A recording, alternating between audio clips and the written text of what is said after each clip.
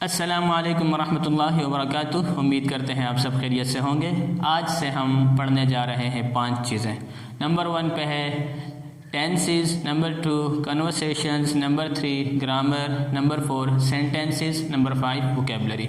3 चीज़ें हम यहाँ बोर्ड पर पढ़ेंगे इंशाल्लाह। उनमें से एक है tenses, number 2 grammar, number 3 sentences, conversations और वोकेबलरी। वो रोज़ाना की बुनियाद पर इंशाल्लाह व्हाट्सएप ग्रुप में भेज दिए जाएंगे। आप व्हाट्सएप ग्रुप को ज्वाइन कर लें, लिंक डिस्क्रिप्शन में है।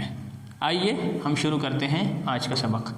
आई, we, you, he, she, it, दे।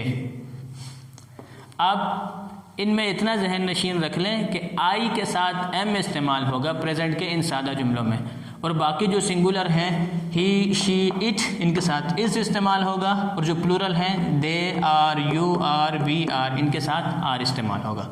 फिर अगर नाउन वगैरह है आगे तो हमें यहाँ आर्टिकल लगाने की ज़रूरत पड़ती है, ए या एन, और ये आर्टिकल कहाँ लगते हैं इसके लिए हम वीडियो बना चुके हैं, आप देख लें। आइए शुरू करते हैं। आई एम अ टीचर, मैं एक उस्ताद हूँ। वी आर स्टूडेंट्स, हम सब तलबा हैं। यू आर प्लेयर्स, आप सब खिलाड़ी हैं। ही इज़ पुअर, अब यहाँ हमने ए या एन नहीं लगाया, तो याद रखें बहुत सारी सिफ़ात ऐसी हैं कि जिनसे पहले हम ए या एन नहीं लगाते।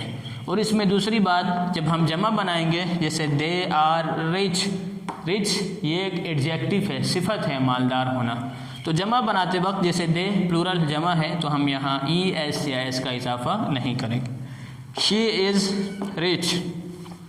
It is a pen that I use every day, ये वो पेन है जो मैं रोज़ाना इस्तेमाल करता हूँ। तो इज़ के साथ आ लग गया, क्यों?